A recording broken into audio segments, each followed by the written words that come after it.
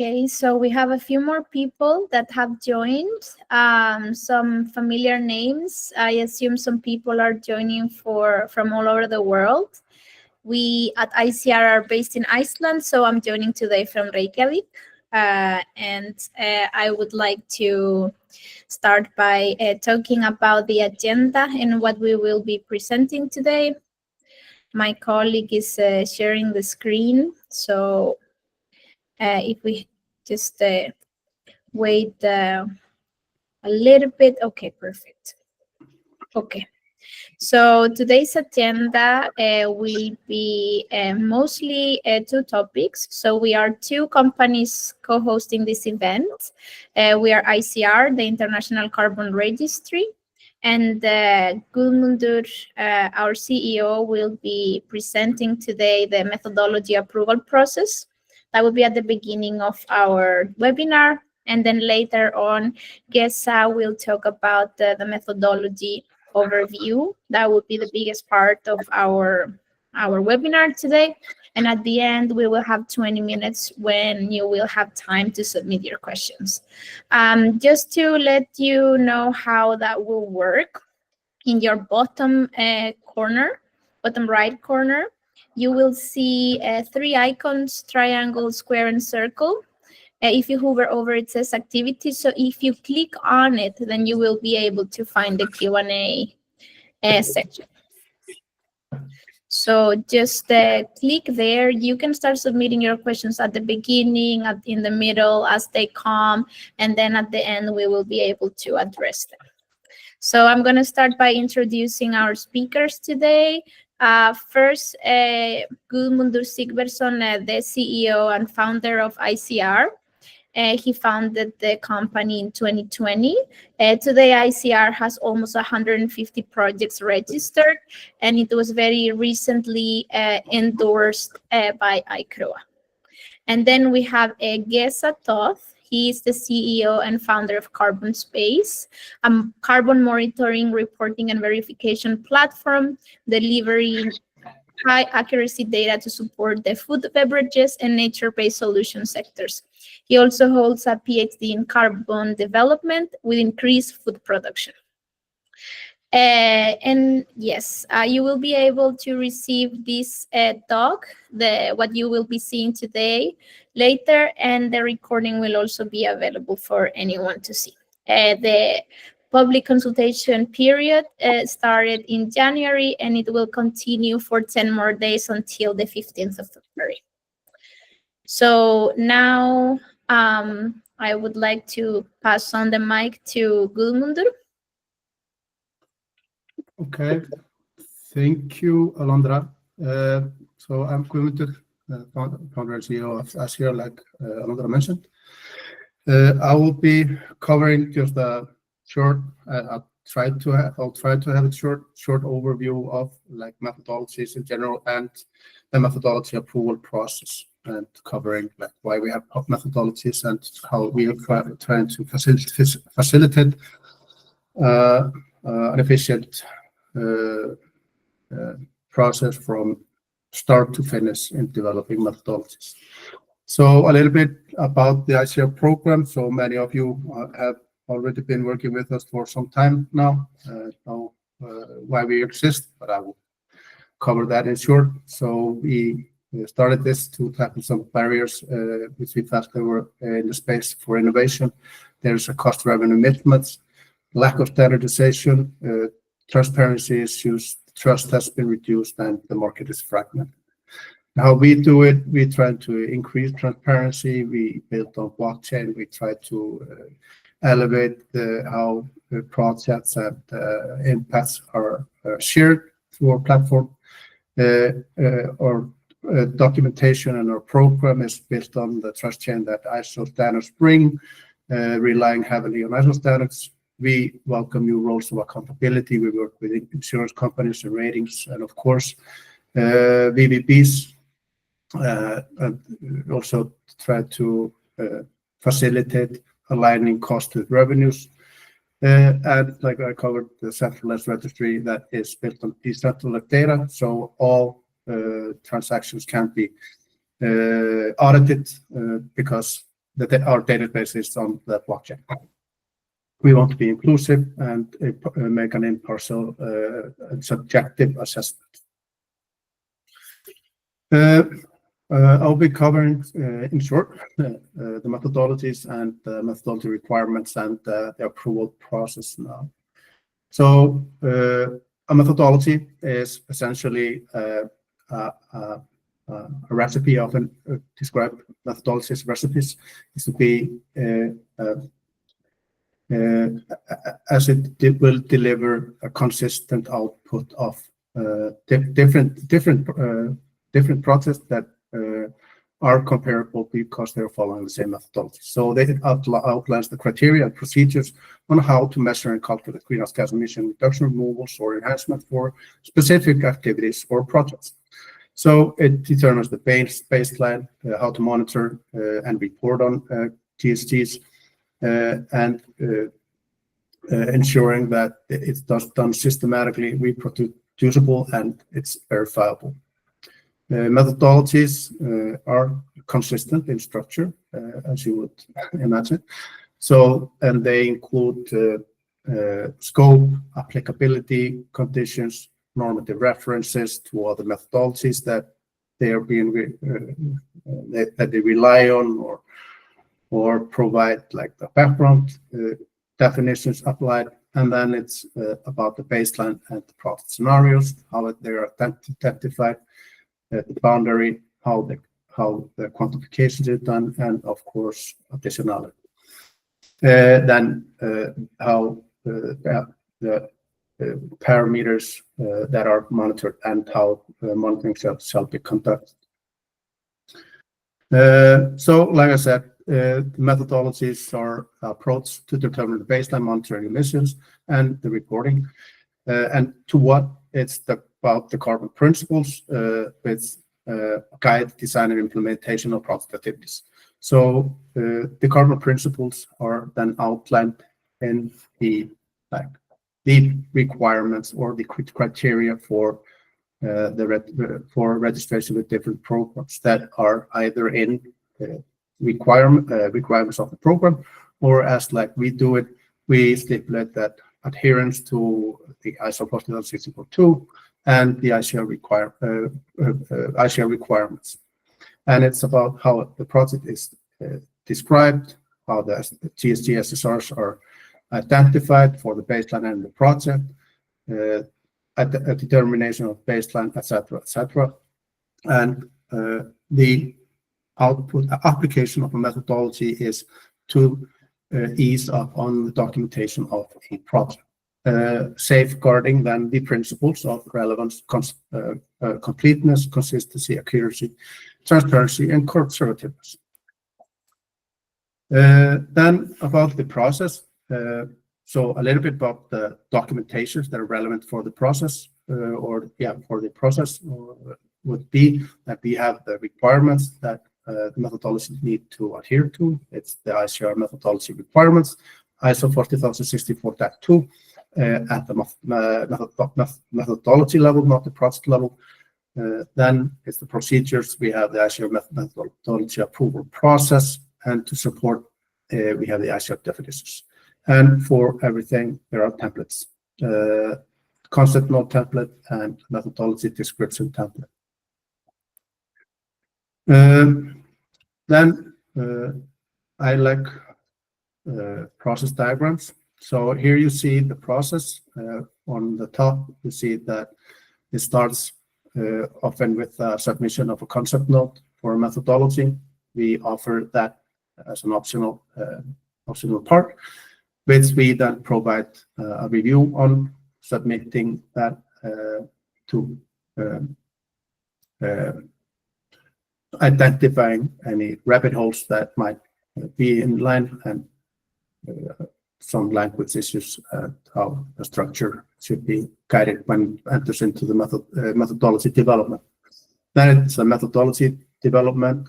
There's a third-party validation stipulated that the one of the VVPs that we work with, around 20 VVPs, needs to validate the methodology. And then a public consultation which we are initiating now with the M-ICR0009. This is starting earlier now, so we allow that to start prior to the validation. Then it's the ICR review, completeness review of the methodology and the validation report, and finally the board approval. So simultaneously or in parallel or in tandem to the methodology development, we have the developer needs to apply that methodology at the project level, so that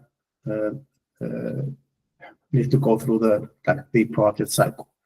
So for that, we have then the different templates, concept note template, methodology template, methodology validation template, PDD template, validation template, and then we have a template for the final summary page for the methodology after it's been registered. So just skipping through this is just about the structure of the methodology approval process and the methodology requirements. So we structured in a similar fashion as you would see with ISO standards, have scope, normative references, definitions. Then on the left, methodology approval process outlining what I just covered.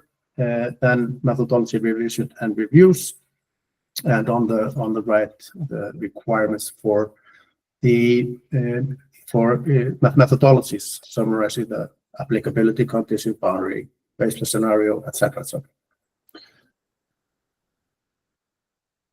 So yeah, for then for further information about the methodology approval process, you can find on our documentation page under the methodology development.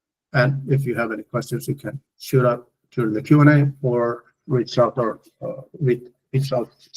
separately. So I think I have covered everything. So I think I'll give it back to Alondra to introduce the BESA presentation. And now I'll stop sharing.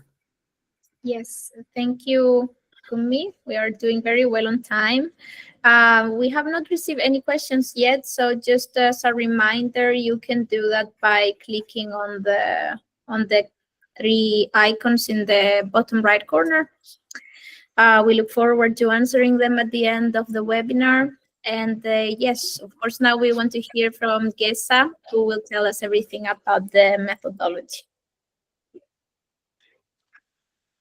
Thank you, Alondra. Thank you, Gudmundur, and welcome, everyone. It's a real pleasure to see so many people interested in the webinar and in the public consultation in itself. My name is Géza Tóth. I'm the CEO of Carbonspace. Before Carbonspace, I've been managing carbon and forest programs at consumer good manufacturer companies like Ferrero, Barry Callebaut, and many other chocolate companies, if you like. And as an agronomist and economist, it has been always a pleasure to work with all the challenges that you have with the food supply chains. But during the journey of this approach, I was often confronted with the investments in nature-based solutions, investment in the supply chains. And we realized that the carbon monitoring tools, carbon assessment tools are not able to tackle the challenges that is required for transparency. So this is why I actually moved over to a service provider 2-3 years ago. And after the short story that I just explained to you, would like to explain to you what actually dragged me to Carbonspace. I believe you see my screen now. Yes, we see it. So today I would like to present to you our atmospheric carbon monitoring approach for land use management projects. First of all, a few words about Carbonspace. So Carbonspace is a digital monitoring, reporting, and verification company. We are headquartered in Ireland, have offices in Switzerland, US, and Malaysia, and in fact have a customer success representation in 16 countries. So we are a globally distributed team. Today we are 25 people in the team, and I can summarize our mission by explaining that Carbonspace leverages artificial intelligence and atmospheric measurements to develop the science required to deliver scalable, affordable, and accurate carbon intelligence for our customers. Our data empowers organizations to take informed and accountable climate action.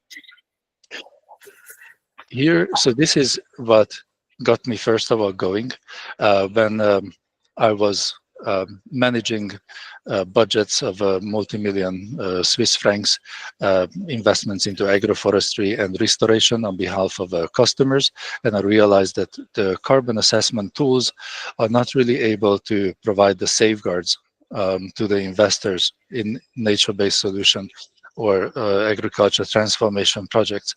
And that was because of the lack of accuracy, because of the lack of integrity of science into the methods, and of course heavy reliance on emission factors.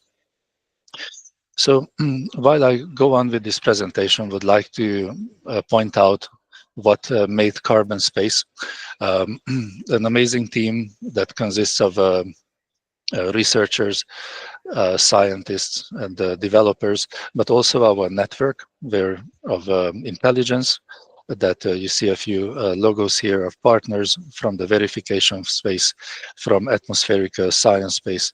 And we have an approach that has been peer-reviewed and also third-party verified against ISO requirements, notably ISO 14064, and this is why we are here together with ICR, because we truly believe that the ISO approach with the relevant safeguards provided, also to additionality, permanence, and other requirements, is the way to go. So we need efficient, scalable, and effective systems that can bring life to new carbon projects and improve the reputation, the business case of carbon projects.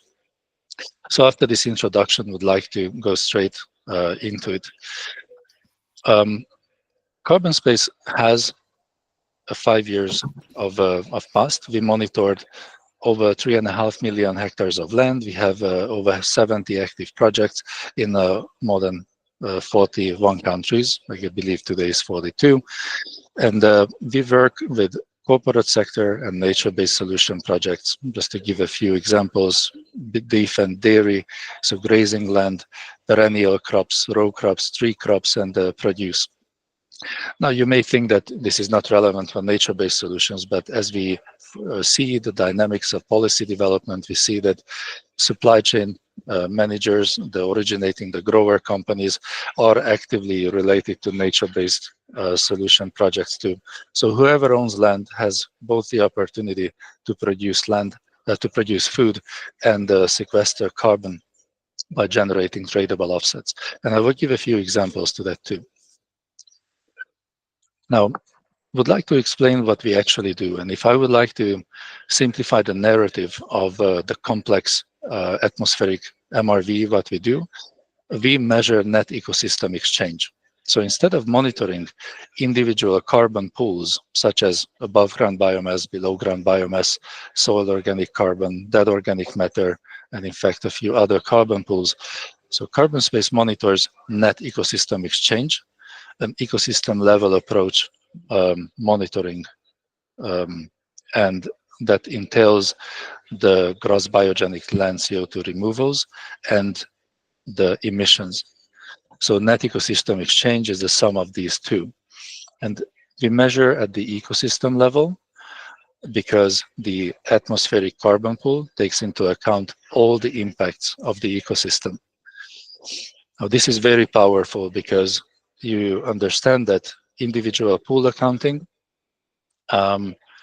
is not the complete picture when you want to account for the positive impact of a carbon project, or you want to account for the baseline situation of the ecosystem.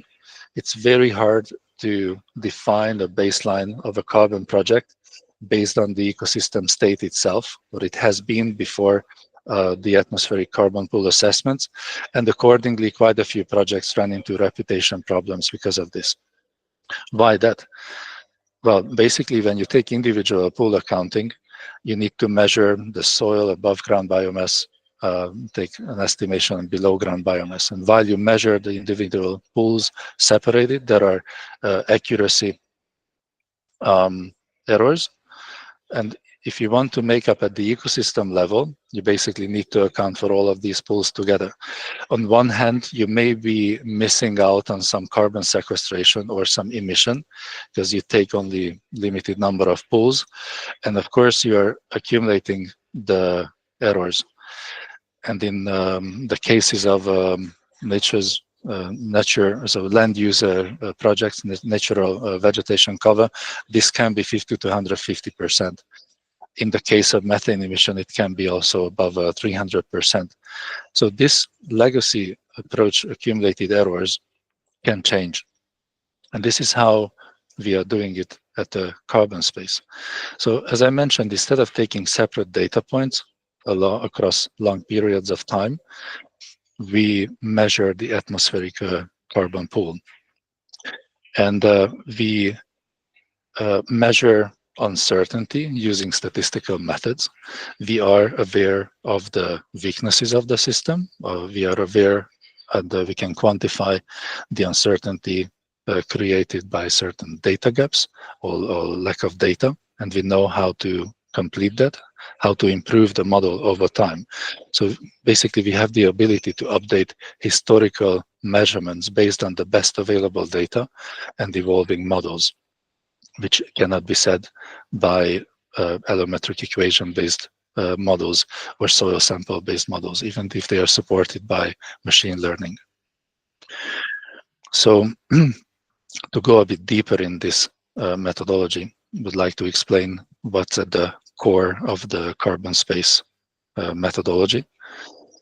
So there are, it consists of 3 pillars. And the 3 pillars are satellite observation, meteo data, and eddy-covariance ground stations. It starts with the collection of multispectral remote sensing data that is available at a daily base, often a 12-hour base. So we take daily diagnostics from multispectral remote sensing data like Landsat. But then we correlate this with the meteo data, which is a surface temperature, 1 meter above temperature, precipitation, solar radiation, and other data sets to basically improve the diagnostics of the ecosystem. And we correlate this learning. That you can imagine this is vast amount of data, taking data that is available at a granular level. And we do that with the help of machine learning. But then we correlate this with flux behaviors. And flux behaviors we get from eddy-covariance ground stations. There are over 2,000 stations around the world from eddy-covariance stations, and the number is increasing. We integrated several global and regional data sets of eddy-covariance ground stations. They are at the heart of the methodology to calibrate the model that is providing net ecosystem exchange assessments. And by combining these 3 data stacks is what is at the core methodology. This is also what we use for the nature-based solution methodology that we proposed for ICR. For those of you who would like to go into much more detail about the methodology, how it was derived, the peer-reviewed publication is openly available. We will share the deck with you where it's clickable, and of course we are happy to send it to you along with further information. That could be also our white paper and specific methodology and descriptions. But today we talk about nature-based solutions and would like to explain what this means specifically for those realities where restoration, conservation activity, a change in ecosystem sequestration is the key. So basically we enhance carbon removal, and we need to understand what was the initial state, which can be a form of degradation. And it's very hard to measure degradation. One can build up assumptions and can derive a baseline of the status of the ecosystem, but we can actually measure that at a granular level, basically taking 9 points per hectare and provide the diagnostics over a historical period of time and capture the baseline condition based on a long, let's say, a lot of data points from the history. So by that, we have a net ecosystem baselining, and compared to that, we can measure then the incremental change that was created by interventions. And these interventions can be planting trees, can be a rehabilitation activity, but it can then also include anthropogenic influences. So it can be a creation of an orchard where agrochemicals are used. It can be any kind of rehabilitation activity. It's important that the ecosystem level measurement for baselining is now possible. With other words, so these are the key features. The carbon is measured at the ecosystem level and eliminating the need for separate carbon pool accounting. That's a core benefit, and it comes not only with convenience or not missing out on some carbon pools, but also with efficiency and cost efficiency. For us, is a remote first approach. So it's 100% remote assessment. We don't need to install flux towers project by project. The model has been calibrated with a set of towers, and it is integrating more towers, about more land cover types. So remote first measurements mean no on-site visits are necessary, reducing cost to the end user. The model is instantly scalable. So digital MRV can be scaled to new project in an instant without months of preparation. We literally can receive the shapefiles with the correct land cover classification, and we can start the assessment. Last but not least, which is a game changer, and it is disrupting also some of the hindrances that was caused, that was present for previous carbon projects, because no on-site visits and samplings are necessary. The validation verification is much more efficient, and we have worked closely together with validation verification bodies on a number of projects, and it can be confirmed that the cost efficiency comes with this type of measurement. So peer review, third-party verification against ISO principles, and the entire let's say project deliverables can be third-party verified, along with all the standard operating steps that we also presented for third-party verification for ISO. So this is already to develop project systems. So I only have a couple of case studies to show you, because I would like to showcase among the many projects, 70 plus projects that we have around the world, where this is applicable. And as Alondra explained, I have an attraction. I even made the PhD on carbon development with improved production of food. One project that we are very close with is a forest gardening on degraded land.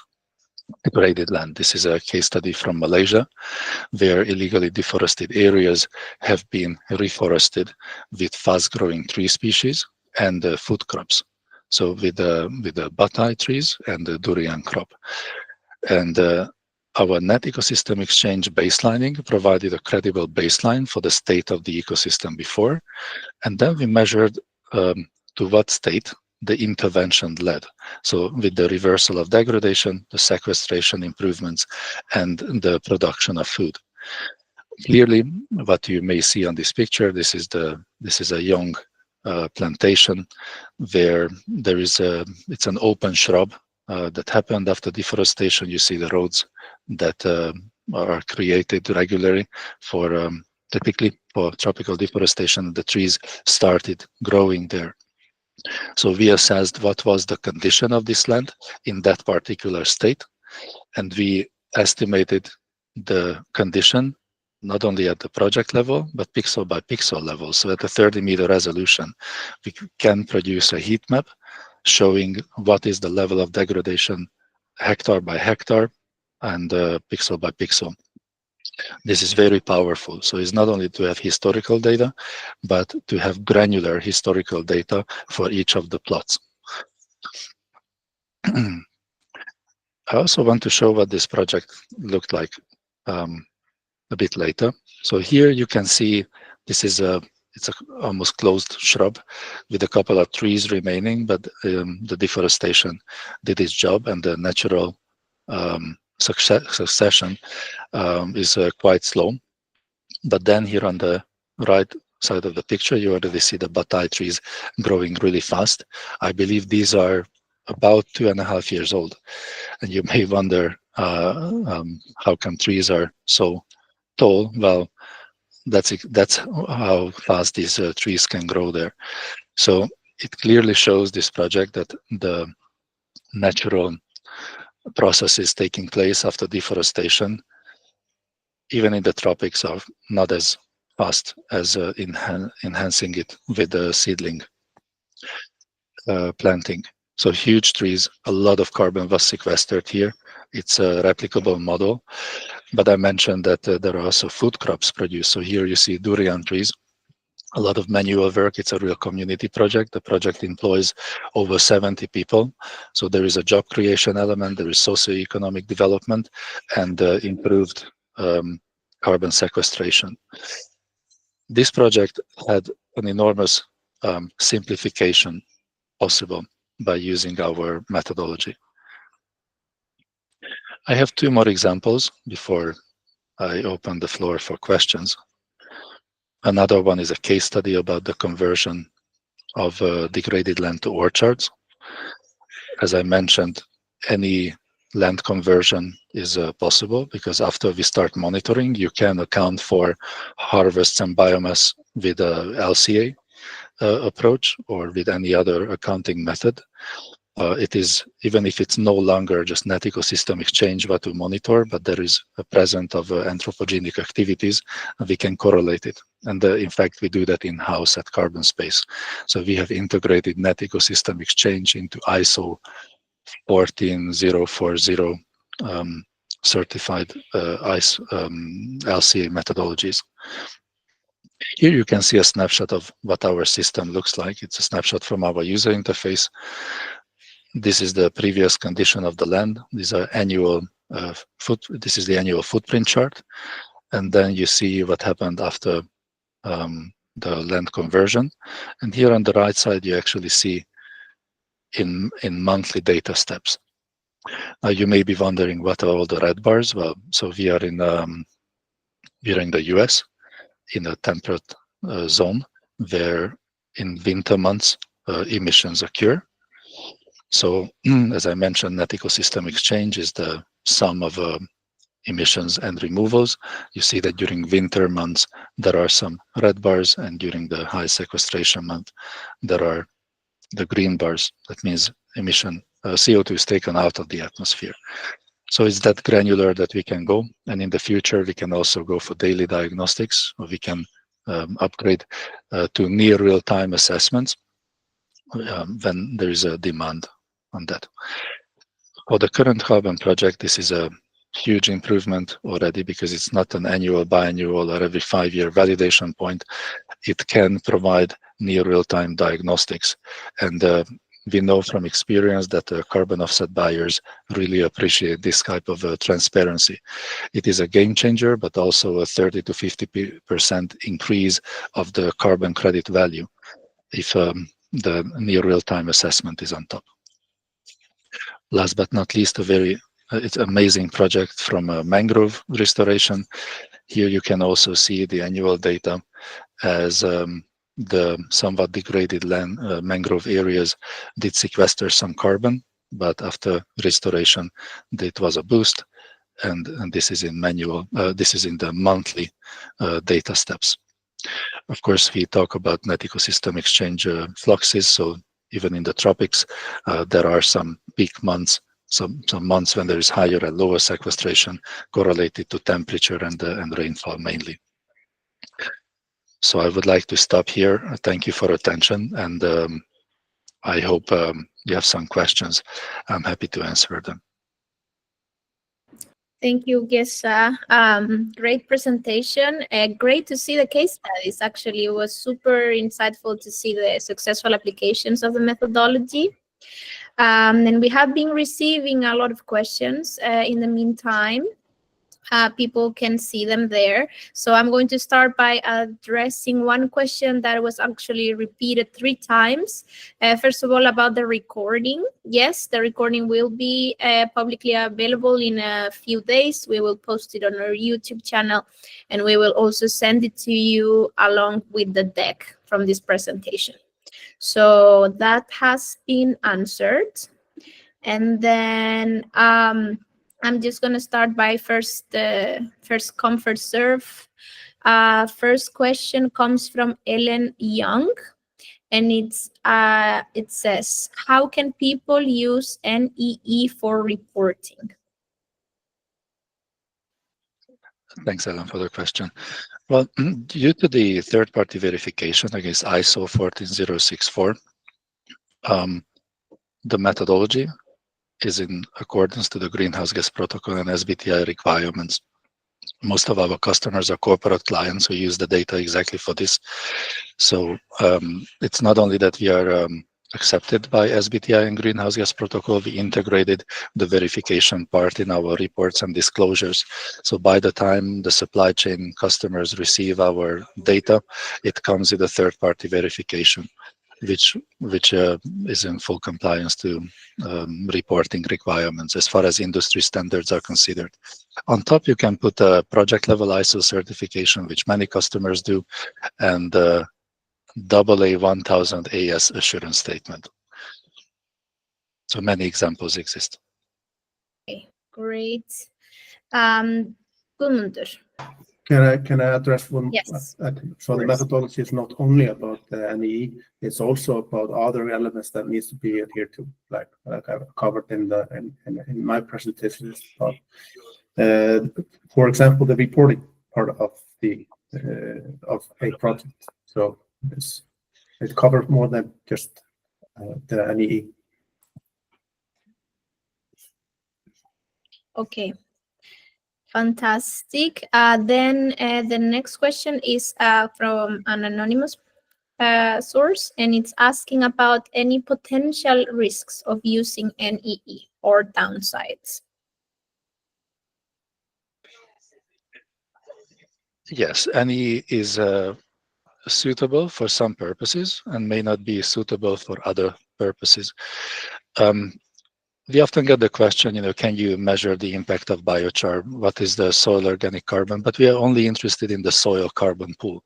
So we cannot do individual pool accounting. We do ecosystem level accounting. It's comprehensive, but it would take an additional methodology to split out a pool from net ecosystem exchange and would increase the uncertainty. So there we try not to do. It is possible, but it would downgrade the accuracy that we may have. There are, of course, other applications where above ground biomass is needed, like the forestry sector wants to see clear correlation with carbon stock assessment. And we don't assess the actual carbon stock, we assess the change of that carbon stock over time. So it's a flow carbon accounting, carbon stock change accounting. There, it may pose a limitation for those who need carbon stock.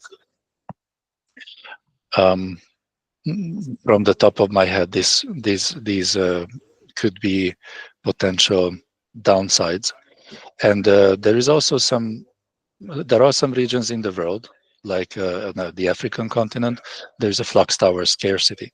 There are some crops and land cover types where there is a flux tower scarcity, which we solve with a value proposition where we, together with our partners, systematically install flux towers. So we are involved in flux tower installation projects to tackle this. But it's true that on the northern hemisphere, there are more towers than in the global south. Thank you for addressing that so directly and transparently. Now, Carlos Bueno would like to know what is the precision of the estimation in terms of concentration change that can be reported?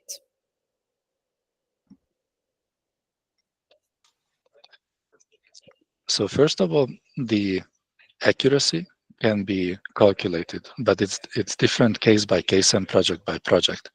It is possible.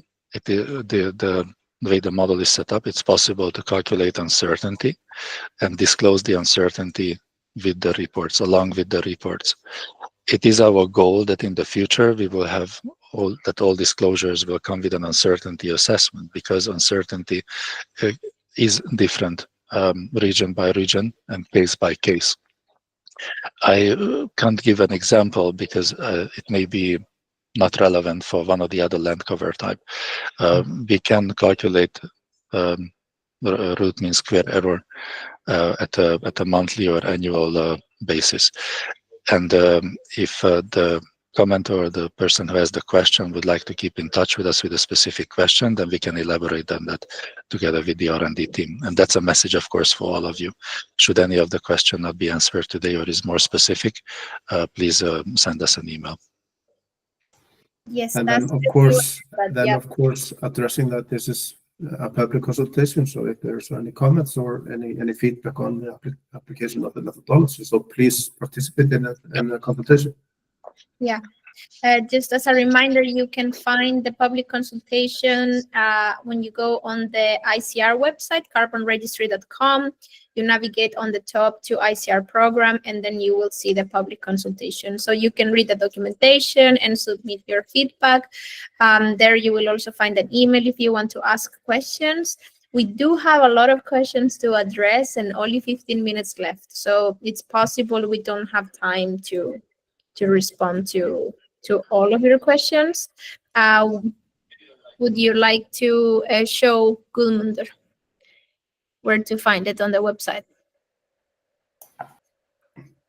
Yeah, just showing where to find the public consultation. So you go to the direct to the ICR program documentation, then you find the public consultation, go to 2025, and then you will find the M-ICR0009 public consultation. And because there's a screenshot, if you scroll to the bottom, you find all the information on how to participate. Exactly.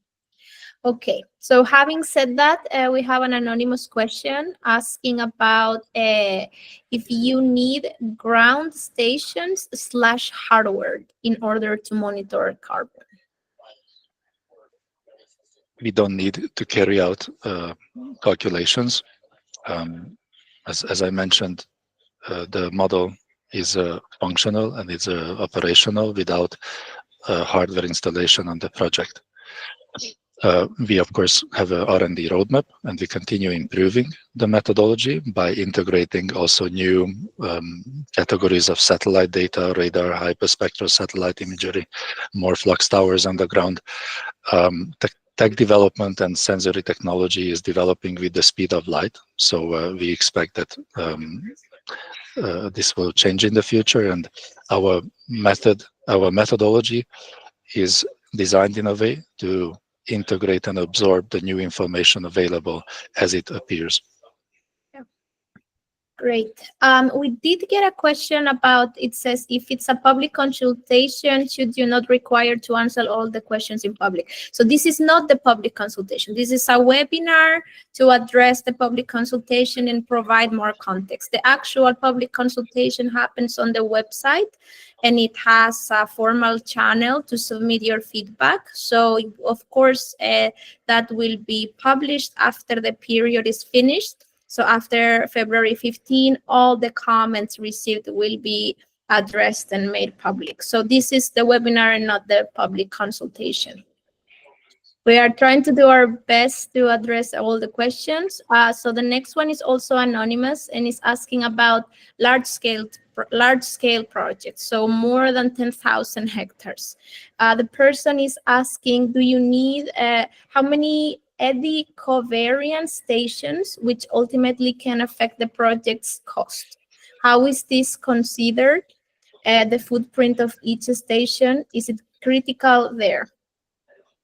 And that related to the large-scale projects, right? Yes, That's the same more question. than 10,000 hectares. Sure. So we have projects from 2 hectares to 300,000 hectares. So there is the size limitation is more on the lower end, because today it needs to be 1 hectare and larger. But we do work on the landscape level and soon at the country level. The country level complexity is always there is agricultural, forestry, urban landscape, and other land use categories. Some has a better global flux tower coverage, others not. So that's a careful assessment of layer by layer, basically IGBP land use class specific layer by layer, how good the calculations can be. Normally in the temperate zones, most IGBP land use classes we can tackle, and with others we can also tackle, but there is a higher uncertainty. So at a large landscape level, from our experience, it is a more thorough assessment that needs to be done. And we, in the feasibility phase, can point to the existing flux tower coverage. There is where the model may have some uncertainty issues, or let's say where the accuracy is higher, where the accuracy is lower. And then depending on the project budget or so, or depending on who is behind these large scale projects, we recommend the installation of additional towers, which is usually a much bigger collaboration, especially at the country level, landscape level. There could be multiple buyers of that raw material, or of course, multiple stakeholders from the ministry to innovation centers. But we have a systemic approach that we worked out with our partners, especially on the sensory tech provider side. Thank you for that. The next question comes from Andreas Spur, and it's asking to elaborate on the sensitivity and accuracy of the Carbonspace approach, especially for restoration projects with a small NEE flux, very little photosynthesis. Mm-hmm. I give it a go, and then perhaps I invite some of my colleagues, maybe Robert, you can elaborate on that. So if I understand the question correctly, is where the incremental change is not that drastic, like I showed in the case of the buttai fast-growing tree species. So where the change in the ecosystem is minor, but the volume of the change or the velocity of the change, it doesn't matter. Sometimes we measure conservation, sometimes degradation, sometimes an improvement. How is the sensitivity? How much of a change we can pick up? It depends on many factors. Robert, how would you go about it? Is it something we can quantify right now? And if we would like to quantify, how would we go about it? I mean, I think in this kind of case, it is possible that if we have an area with very little photosynthesis, that the changes that you might observe, if they're small, will lie within the estimation error of our methodology. So it may be hard to detect them purely with the remote sensing estimation approach. In those types of cases, I think the recommendation would be for an installation of a tower at that location in order to more precisely measure small changes. But our method is continually improving. We seek to be able to continually improve the accuracy and reduce the errors in our methodology. So this is the case right now. Maybe in a few years, we'll have a much less reliance on local tower installation to detect small changes.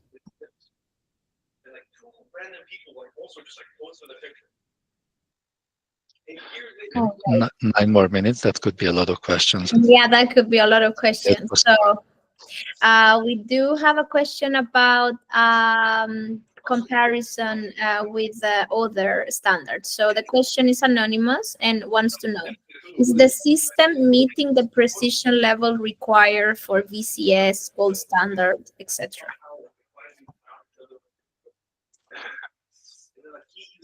The question is if you compare apples with apples or apples with a banana. Currently, other systems don't consider let's say other standards don't consider ecosystem level accounting or atmospheric measurements. We have been in close touch since the last 2-3 years with Vera Gold Standard, Plan Vivo, and others. We offered our methodology. I think so. Positive response was there that a peer-reviewed methodology, a well put together ISO certified, ISO verified methodology is in line with expectation, but there is no plans in the near term to account for ecosystem level carbon pools. So I would say it's simply not possible to compare because the other standards don't consider the opportunity in ecosystem level carbon pool accounting, rather above ground biomass, soil, or maybe ecosystem level accounting by the combination of the pools, which, as I mentioned before, results in accumulated errors, in our opinion.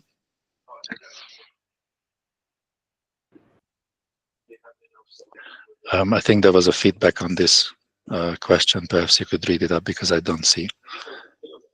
It was the very last comment. Are you asking me to read that one? I think, yeah, just 1 second ago, something popped up, which I think was a response to what I said. Perhaps you can address it. So I see a question here.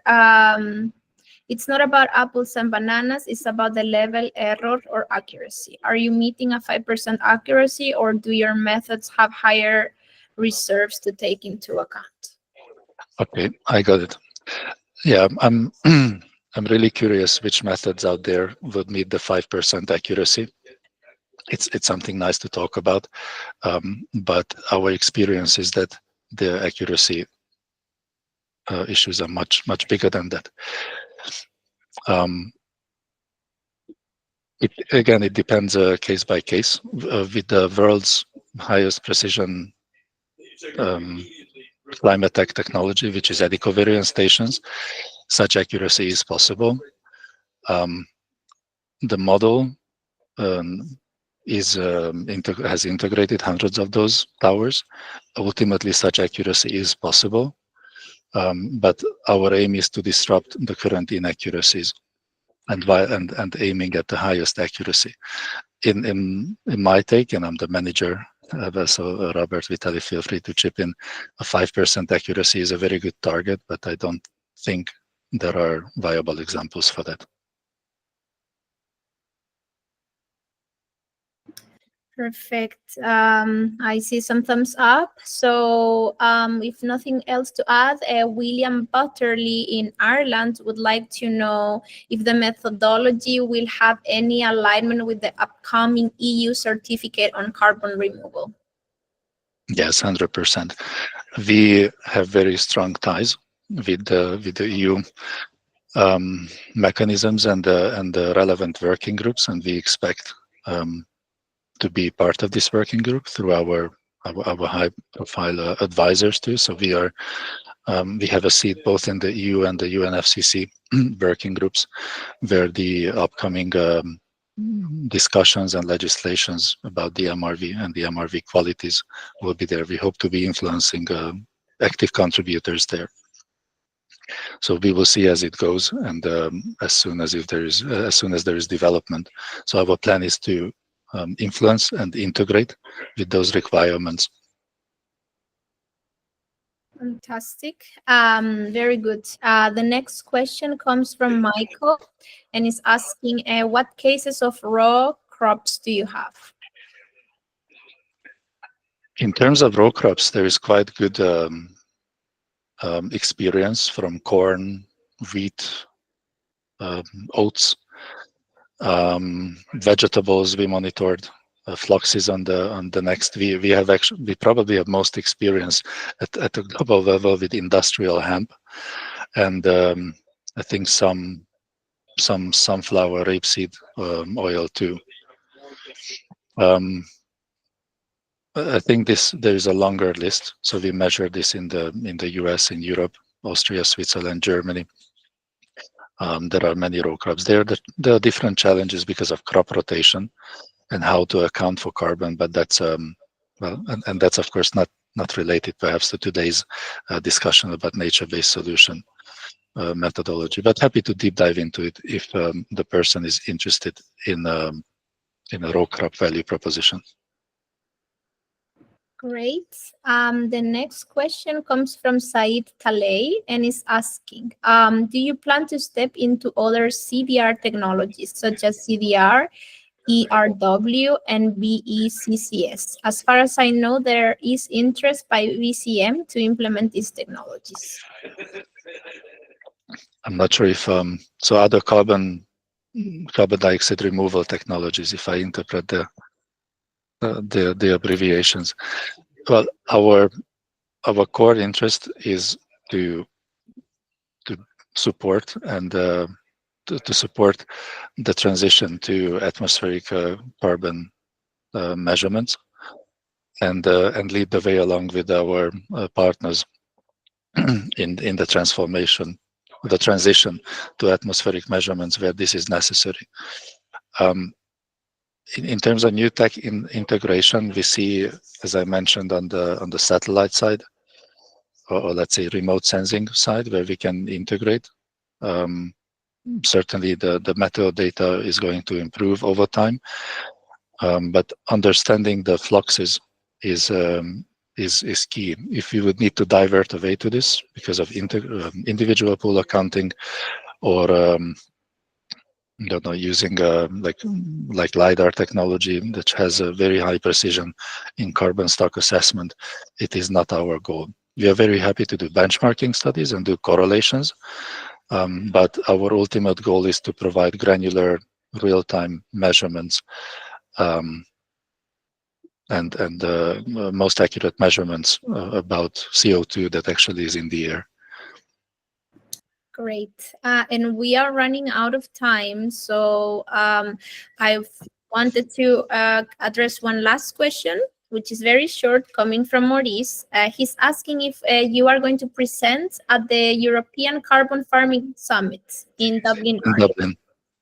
Yes, most likely. So we will be there. Fantastic. So yeah, you can address all the questions that were left here. There was a lot happening. We tried our best to answer, but the time has run out. I would like to ask Jess and Gudmundur if there's something you want to add. I would like to just add one thing, and then I give back to you, Gudmundur, as you started. So I think it's appropriate that you finish too. I just want to say thanks to a few people. Thanks for the scientific community who reviewed and was critical throughout the process in the past few years. The customers, many customers have provided information for piloting and providing the use cases. Certainly ICR for the review and organizing this, and all the commenters who provided all these questions. Again, if any questions were not addressed today, the public consultation process is still up. And last but not least, our fabulous Carbonspace team, everybody who was working on this. So let's continue. All right. Back to you. Nice way to close this, Jessa. Yes, just reminding about the public consultation. So iterating, this is not a public consultation, just a webinar. Public consultation is ongoing. So please share with us any feedback on the comments on the methodology, and like with the Carbonspace team, it's been an honor and privilege to work with you on this. And it's like highlighting what we have been trying to achieve is to allow for innovation in the space. So back to you, Alondra. Thank you, Gudmundur. Yes, we just got a shout out. ICR, the most progressive registry. Okay, we like that. So we believe that integrity and innovation can go hand in hand. And with that message, I would like to thank you everyone for joining us, and see you next time. Bye-bye. Bye-bye.